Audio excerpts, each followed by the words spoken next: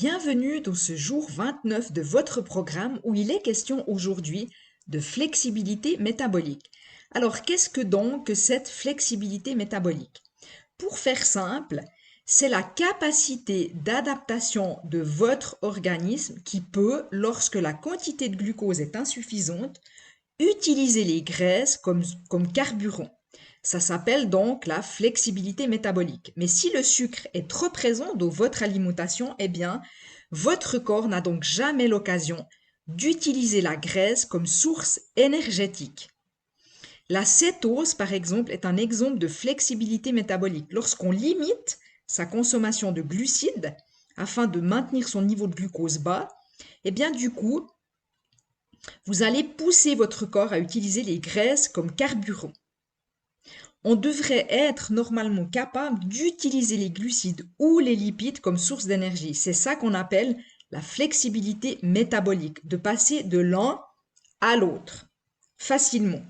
Et à contrario, avoir une mauvaise flexibilité métabolique, on peut aussi dire une inflexibilité métabolique, eh bien c'est avoir des difficultés à mincir, avoir des envies de dormir après avoir mangé des féculents, avoir faim après les repas et l'impossibilité de passer plus de 5 heures sans manger, d'avoir des coups de fatigue au milieu de matinée ou d'après-midi et après les repas,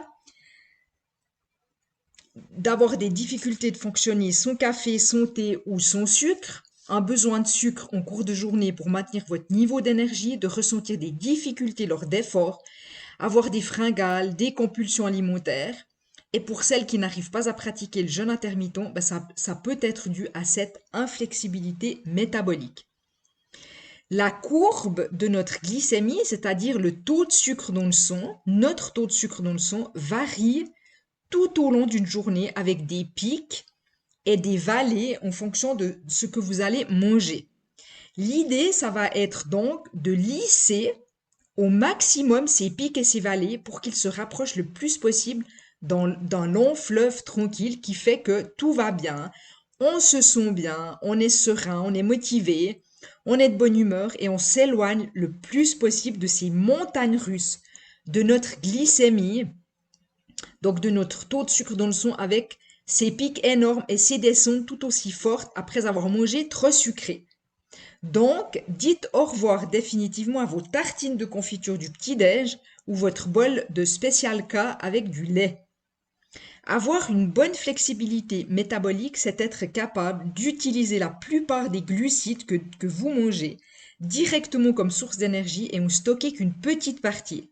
D'utiliser les graisses que vous mangez, d'utiliser les graisses stockées comme source d'énergie, les graisses qui sont dans vos réserves au lieu d'avoir envie de manger, d'utiliser lors d'un effort physique au maximum les graisses, ce qui va limiter l'utilisation du glycogène, donc de cette réserve de glucose du muscle, et donc de pouvoir faire des efforts plus lents et plus intenses.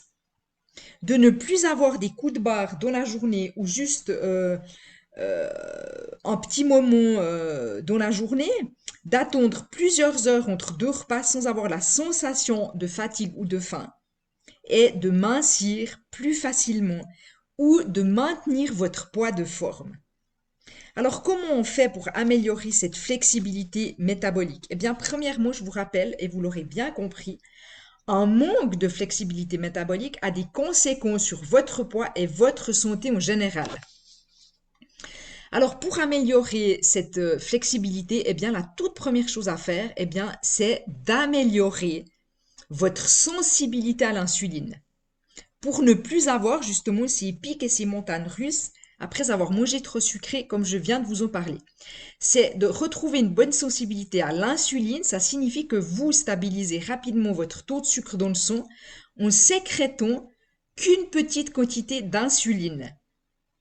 Tandis qu'une mauvaise sensibilité à l'insuline va signifier que vous aurez plus de difficultés à stabiliser votre taux de sucre dans le sang et du coup, votre corps aura besoin de plus d'insuline, ce qui va diminuer votre capacité à basculer sur l'utilisation des graisses comme carburant.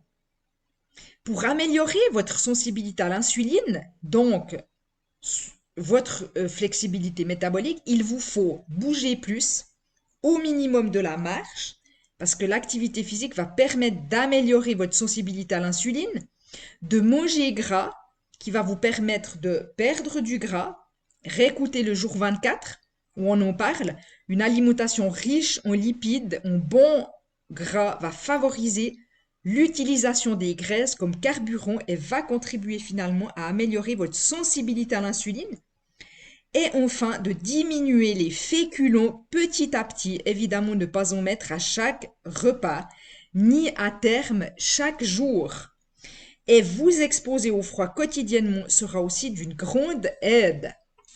Prenez conscience que c'est un fait indéniable et reconnu par la science qu'agir sur votre glycémie, c'est vraiment agir le plus efficacement sur votre santé autant physique que mentale. Donc, votre défi aujourd'hui, eh bien, c'est de réfléchir à ce qui bloque votre flexibilité métabolique. On arrive au terme de ce programme et il serait très utile pour vous de vous demander sur quoi agir concrètement et efficacement pour relancer votre métabolisme. Est-ce que c'est de faire plus de sport, plus d'activité physique, plus de mouvement, moins de sucre, moins de féculents, plus de froid?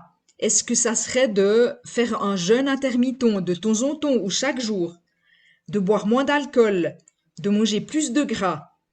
Posez-vous ces questions. Comment par vos choix quotidiens ou par un choix quotidien, vous pouvez augmenter votre métabolisme?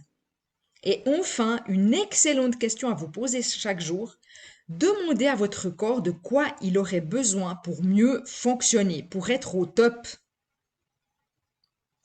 On se retrouve demain pour la clôture de ces 30 jours.